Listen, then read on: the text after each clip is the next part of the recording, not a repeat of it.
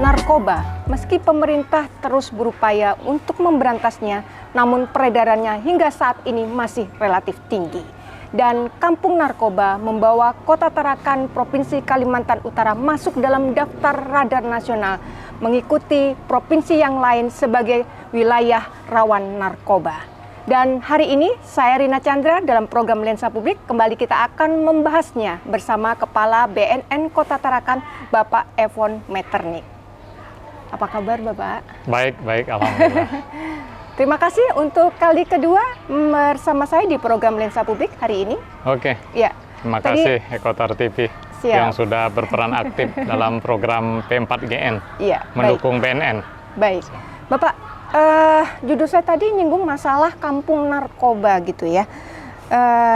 Dan itu membawa kota ini masuk dalam daftar radar nasional sebagai wilayah yang rawan narkoba begitu ya. Okay. Sebenarnya di mana sih Pak yang disebut sebagai kampung narkoba di Kota Tarakan ini dan separah apa sampai dapat julukan yang namanya kampung narkoba?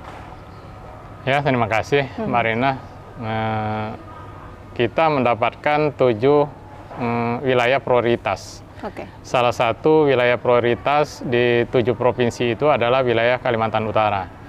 Salah satu indikatornya bahwa di wilayah tersebut terdapat yang disebut dengan kampung narkoba. Untuk di wilayah Kalimantan Utara salah satunya yaitu di Kota Tarakan yang dikenal dengan wilayah Selumit Pantai. Selumit Pantai. Kelurahan Selumit Pantai. Oke. Berarti itu yang sekarang menjadi sorotan begitu ya Pak sebagai kampung. Ya. Bahkan katanya kabarnya dikasih nama julukan Mall Narkoba ya Pak. Karena saking banyaknya begitu orang bertransaksi di situ atau bagaimana itu Pak?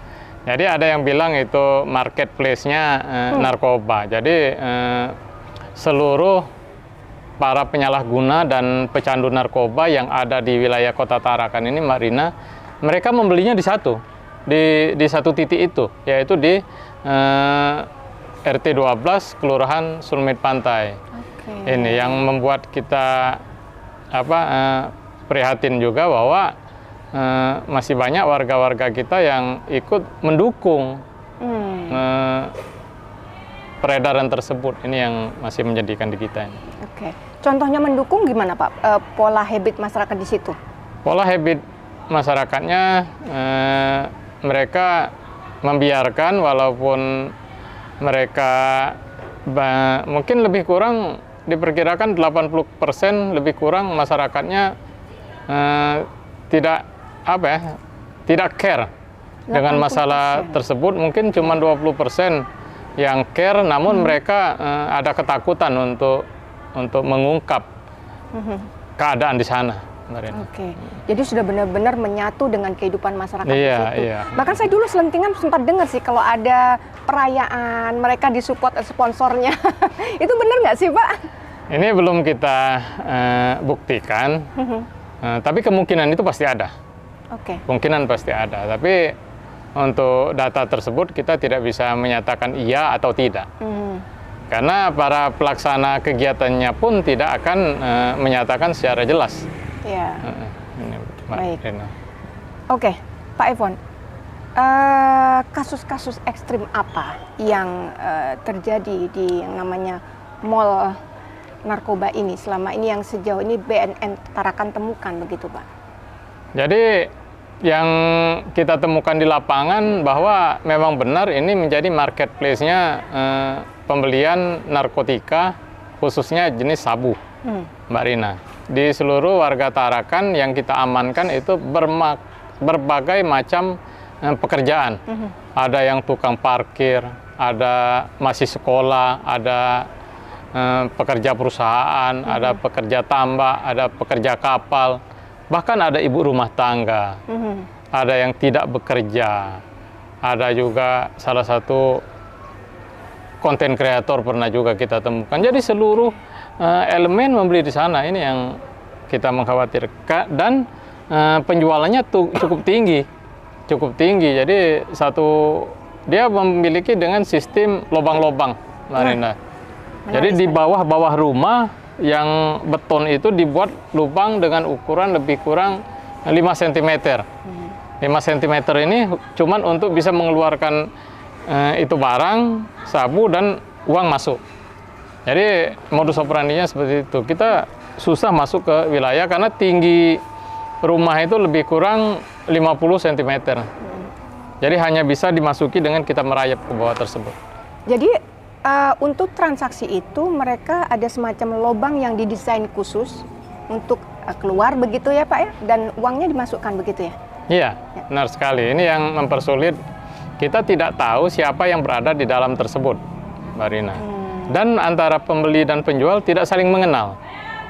Pokoknya dia datang ke yang sudah diarahkan oleh orang-orang yang jaringan tersebut, dia datang ke lubang tersebut, dia cuma memasukkan uang sebanyak 200.000 atau 150.000, maka barang akan keluar dari lubang tersebut. Jadi dengan ukuran kecil sekali, mungkin satu paketnya lebih kurang 0,1 gram.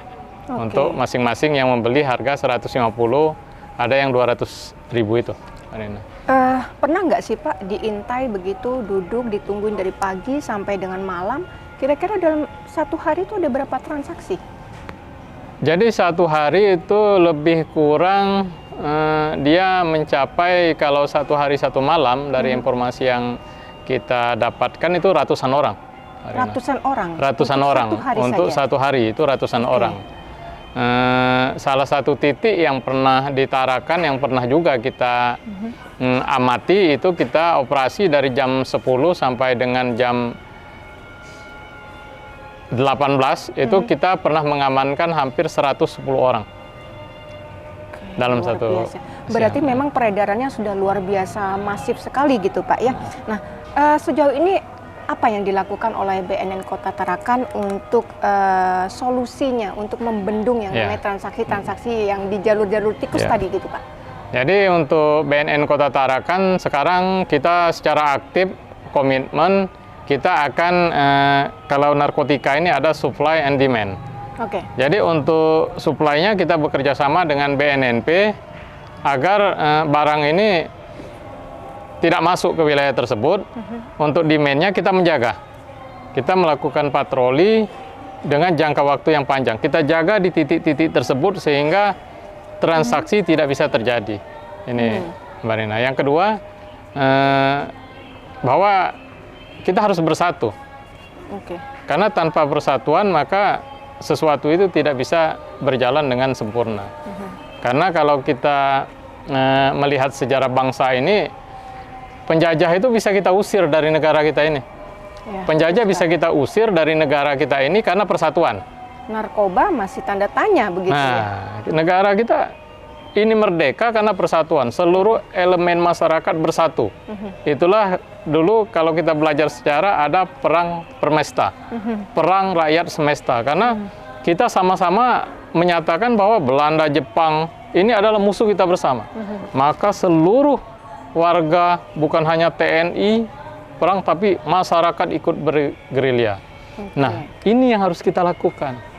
Kalau pepatah kita sekolah dulu, bahwa tidak ada lain, yaitu adalah persatuan. Bersatu kita teguh, bercerai kita runtuh. Artinya tidak hanya melulu menjadi tugas daripada BNN Kota maupun provinsi untuk mengatasinya.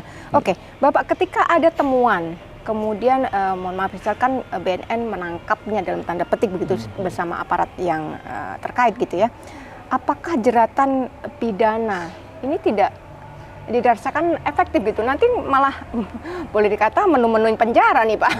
Gimana Pak Evon? Ini memang kita sekarang mindset kita sudah berubah. Bahwa yang kita harapkan itu, yang dilanjutkan ke pengadilan itu adalah benar-benar mereka terlibat peredaran narkotika, bandar, kurir, bandar, kurir ini perlu sekali kita lanjutkan. Namun untuk yang penyalahguna dan pecandu, ini kita dorong agar mereka ini direhabilitasi. Mereka punya hak untuk direhab karena mereka ini adalah korban penyalahgunaan narkotika, korban rayuan para bandar. Sehingga mereka menjadi pecandu narkotika. Ini orang-orang yang harus kita obati, harus kita pulihkan. Kalau rekan-rekan kita ini kita masukkan ke penjara, bukan solusi yang terbaik. Belum tentu mereka akan malah berkembang begitu. Ini yang kita khawatirkan. Inilah harapan kita. Namun yang kita prihatinkan bahwa di Kalimantan Utara ini, khususnya di Tarakan, belum ada lembaga rehabilitasi. Jadi sehingga solusinya kalau dari BNN kita harus mengirim ke yang dimiliki BNN di Kota Samarinda, itu di Tanah Merah. Itu kita punya balai rehabilitasi. Ini. Jadi untuk yang belum punya balai rehab, ya salah satunya Kota Tarakan ini, Marina. Jadi tentunya itu juga masih rentetan panjang, Pak. Pasti akan butuh biaya besar gitu. Nah, opsi lain selain yang tadi dinamakan rehabilitasi, mungkin kita lebih fokus kepada pencegahan gitu, Pak ya. Sejauh ini bagaimana yang dilakukan oleh BNN untuk menekan supaya tidak yang namanya mall narkoba tadi tidak makin bertambah mall-mall baru di Kota Tarakan ini akhirnya membuat jumlahnya semakin besar. Apa yang sudah dilakukan? Kalau kita kembali tadi yang saya bahas bahwa kita harus mempunyai persatuan, mempunyai kekuatan bersama. Kita harus menyatakan komitmen bahwa narkotika ini musuh bersama. Narkotika ini bukan musuh BNN semata. Kalau itu sudah menjadi pedoman dari setiap instansi dan masyarakat, saya yakin basis-basis narkoba ini mudah sekali untuk diselesaikan. Tapi cuma satu kata, yaitu komitmen. Kalau kita sudah berkomitmen sesuai dengan perintah Presiden yang baru ini, yaitu Pak Prabowo, yang pertama adalah judi online, yang kedua narkoba. Ini jadi fokus beliau. Nah, ini harus kita jadikan pedoman di setiap instansi bahwa ini mesti bersama, benar. Kita harus bersatu. Nah, dengan langkah tersebut, kami BNNK sudah menggandeng LSM, sudah mengajak instansi BUMN, sudah mengajak PKK. Salah satunya yang intent ini adalah PKK Kota Tarakan dan Pertamina. Mereka sudah mendesain nantinya apa-apa yang akan dilakukan di kampung tersebut, dan mereka sudah menyiapkan tagline khusus untuk kampung narkoba ini. Tapi mungkin nanti biar rekan-rekan Pertamina lah nanti yang melaunchingnya. Itu sebagai penyemangat mereka untuk fokus pada tujuan bersama gitu bersama, ya. Itu secara teori, Pak. Tapi nyatanya, faktanya, adik-adik kita mulai semakin banyak jumlahnya yang terkena itu. Bagaimana antisipasi yang lebih konkret daripada BNN, terutama di sektor yang paling kecil, yaitu lingkungan keluarga dan pertemanan gitu. Apa yang sudah dilakukan? Ya, Bu Rina, memang yang paling penting itu adalah peran keluarga. Peran keluarga adalah hal yang nomor satu agar melakukan pencegahan penyalahgunaan narkotika ini. Maka BNN yang pertama yang kita gandeng adalah Ibu PKK. PKK ini dia mempunyai basis sampai ke RT. Nah, mereka kita bekerja sama dengan Ibu Ketua bagaimana program ini sampai ke basis terendah, ke RT-RT, ikut menjaga dan mengkampanyekan bagaimana bahayanya narkotika ini. Karena narkotika ini tidak ada obatnya. Ini yang harus kita sampaikan kepada masyarakat dan adik-adik kita. Ini bukan penyakit medis, tidak bisa diobati, hanya bisa dipulihkan. Kalau seseorang itu tidak ada niat untuk pulih, itu pun susah. Jadi keluargalah yang sangat berperan. Termasuk kita, program BNN itu kita sentuh keluarga. Kita lakukan program keluarga untuk kita sentuh. Kita target 10 keluarga itu kita bina terus. Nanti setiap tahun akan kita sentuh untuk keluarga ini. BNN punya program yang namanya Pencegahan Pemberantasan Penyalahgunaan dan Peredaran Gelap Narkoba atau P4GN. Sejauh ini apa hasil yang sudah didapatkan oleh rekan-rekan Pak dari effort yang dilakukan di situ? Ya, untuk program P4GN ini kita memiliki target-target kegiatan, Marina. Untuk selama saya menjabat di sini, ini target ini saya lihat sudah sangat bermanfaat sekali, sudah kelihatan capaian-capaiannya. Salah satu indikator dari capaian ini sekarang untuk tempat-tempat basis-basis narkotika ini, informasi-informasi yang saya sampaikan dari tokoh-tokoh masyarakat, dari masyarakat setempat bahwa jauh penurunan dengan program-program yang langsung kita ke lapangan. Yang selama ini mungkin kita mengawasi basis-basis ini cuman patroli.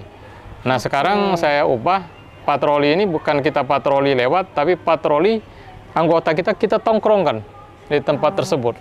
Jadi udah banyak spionase mata-mata di semua lini masyarakat begitu Pak ya? Iya, dan kita sekarang tegas saja. Bagi seseorang yang kita dapat di lokasi tersebut, kita akan bawa ke kantor BNN, kita akan panggil keluarganya dan RT-nya. Agar mereka tahu bahwa orang-orang ini adalah penyalahguna. Jadi ada efek jerahnya. Kalau kita langsung lepaskan, mereka tidak mau datang ke wajib lapor. Nah, sekarang kita pakai teknik tersebut. Ya. Kembali soal ke kampung narkoba tadi. Tadi Bapak menyatakan bahwa 70 hingga 80% masyarakat di situ mendukung dalam tanda petik begitu ya. Apa yang dilakukan untuk pemulihan supaya kampung itu tidak lagi menjadi kampung narkoba gitu Pak? Ini yang penting, pertanyaan ini yang saya tunggu Marina. Karena kalau BNN sendiri kita bukan Superman, kita bukan dewa yang bisa membuat sesuatu itu langsung berhasil. Kita harus jangka pendek, jangka menengah, jangka panjang. Program ini bukan untuk seperti membalikkan telapak tangan. Program ini kita membutuhkan persatuan stakeholder lain. Karena di situ adalah multi dimensi. Banyak permasalahan lingkungan, termasuk lingkungan keluarga yang bermasalah. Lingkungan di situ banyak sampah, putus sekolah.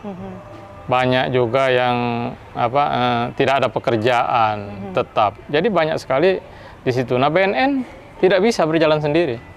Maka kita mengharapkan dari pemerintah kota dan unsur stakeholder yang ada di Kota Tarakan ini agar bersama-sama untuk menyentuh ini. Iya, kita harus mempunyai dukungan politik. Kita harus mempunyai dukungan dari pemerintah, dari masyarakat. Ini yang kita butuhkan. Nah, selama ini yang saya lihat dukungan-dukungan itu masih lemah. Masih lemah. Jadi seolah-olah narkoba ini ya musuh aparat saja. Jadi BNN masih terkesan berjalan sendirian masih begitu berjalan Pak ya? sendirian. Belum ini didukung oleh semua ini elemen yang ada begitu. Nah itu. Jadi kita sentuh itu dari hal terkecil dulu. Ini perang jangka panjang. Bukan perang memakai ini, tapi kita harus berperang secara jangka panjang. Misalnya di sini apa permasalahan inti yang jadi permasalahan masyarakat? Dia tidak ada pekerjaan. Pemerintah bisa masuk ke sana, latih mereka ini. Apa yang dibutuhkan masyarakat? Disurvei di sana, sehingga mereka nanti akan memiliki pekerjaan, sehingga tidak lagi menjadikan peredaran ini adalah salah satu mata pencarian dari masyarakat. Kebutuhannya pelan-pelan sudah hilang. Pelan-pelan akan terkikis. Kalau belajar dari kasus provinsi lain, sebut saja Sumatera Utara, Aceh, Kepri, Banten, dan Kalimantan Barat, terdekat dari Kaltara, begitu. Apakah kondisinya mereka juga makin membaik atau bagaimana, Pak? Jadi ini kan saya nyatakan war on drug, perang terhadap narkotika. Perang ini negara harus kuat. Harus kuat. Jangan sampai negara kalah oleh para bandar-bandar narkotika ini. Itulah kita harus bersatu. Kalau kita kalah, maka ini akan semakin parah. Bertambah jumlahnya. Maka dari itu, seperti yang Mbak Rina bilang dari tempat-tempat lain, kita sama-sama untuk menekan ini. Seperti kita contoh kecil di Tarakan ini, saya berusaha dengan semaksimal mungkin bagaimana yang dulunya ini adalah kampung-kampung narkoba, bagaimana ini menjadi kampung-kampung yang mempunyai tagline nanti menjadi sejarah, menjadi tujuan percontohan, menjadi pilot project dari provinsi lain bahwa bisa, asal kita mau. Ini saja kuncinya. Contoh misalnya seperti di Surabaya, Pak, kawasan lokalisasi diubah itu menjadi UMKM gitu ya. Contoh, salah satu contoh. Ya, jadi seperti di Surabaya, Doli itu, yang sudah berpuluh tahun tidak bisa. Kata orang tidak bisa. Begitu salah satu wali kotanya yang sedang menjabat, dia komitmen. Didukung oleh stakeholder lain, maka itu kampung bisa dibersihkan. Sama sebenarnya, teorinya sama, Marina. Kalau kita bersatu ingin merubah ini menjadi kampung santri kah? Menjadi kampung wisata kah? Menjadi kampung apa? Itu kita, asal kita mau bersatu, kompak, kita rubah. Kecil sekali kalau kita mau bersatu, kecil sekali. Belanda aja bisa kita usir dari republik ini, Marina. Pak Iwan, terakhir mungkin ekspektasi Bapak buat pemerintah dan elemen lain untuk mewujudkan yang namanya merubah kampung narkoba tadi menjadi kampung impian yang Bapak harapkan apa? Silakan Bapak. Ekspektasi saya selama saya di sini, saya berharap kampung-kampung narkoba ini menjadi pilot project dari, jika perlu di wilayah Republik Indonesia, menjadi kampung yang nantinya menjadi percontohan, kampung yang bersih dari narkotika, untuk demi masa depan bangsa kita, demi masa depan Tarakan ini. Harapan saya membutuhkan dukungan politik. Itu yang pertama. Saya membutuhkan dukungan dari DPRD Kota Tarakan, karena sampai sekarang kita tidak memiliki, Bu Rina, yang namanya peraturan daerah. Yang mengayomi itu gitu ya? Yang menjadi dasar pijakan. Apa yang harus kita lakukan? Kita belum memiliki rencana aksi daerah ini, apa sih yang harus kita lakukan? Yang kedua, kita membutuhkan anggaran, dukungan dari pemerintah kota dan DPRD, masalah aturan sendiri dan dukungan APBD. Ini yang kita butuhkan agar kita bisa menyentuh program-program khusus, termasuk SKPD, OPD yang ada di pemerintah kota. Mari mengerucut ke sana, itu ekspektasi saya. Sesuai dengan tugas pokok fungsinya, diarahkan ke sana. Misalnya Dinas Lingkungan Hidup, pembersihan di sana, siapkan tong-tong sampah, sehingga di situ akan terbiasa dengan pola hidup bersih dan sehat. Instansi lain bersatu. Kita bentengi kesatuan kita, jangan sampai terlibat melindungi atau membackingi. Ini jangan sampai yang saya harapkan. Mari kita bersatu. Mari kita nyatakan bahwa ini musuh bersama, bukan musuh BNN semata. Saya yakin kalau kita bersatu, semuanya terlibat, saya yakin basis-basis narkotika itu bisa kita selesaikan bersama. Karena ini tanggung jawab kita bersama. Minimal yang red zone tadi jadi kuning lah, Pak ya. Ya, yang red, jika perlu hijau. Hijau gitu, dalam ekspektasi saya begitu. Sesuatu yang basis-basis ini menjadi hijau. Semoga impian dan harapannya segera terwujud, Pak Evon. Dan mudah-mudahan pemerintah dan segala elemen masyarakat yang menyaksikan tayangan ini bersatu padu untuk mewujudkan Indonesia bersih dari narkoba. Bersih narkotika. Ya, Bapak Evon, terima kasih. Terima kasih. Perbincangan kita di hari ini. Mudah-mudahan nanti ada topik lain yang lebih seru. Amin. Demi Indonesia menjadi lebih baik. Bersinar. Semangat. Ya, pemirsa Ekuator TV dimanapun Anda berada, demikian tadi perbincangan saya dengan Kepala BNN Kota Tarakan, Bapak Evon Metternich. Saya Rina Chandra, terima kasih telah menyaksikan Lensa Publik di Ekuator TV. Salam.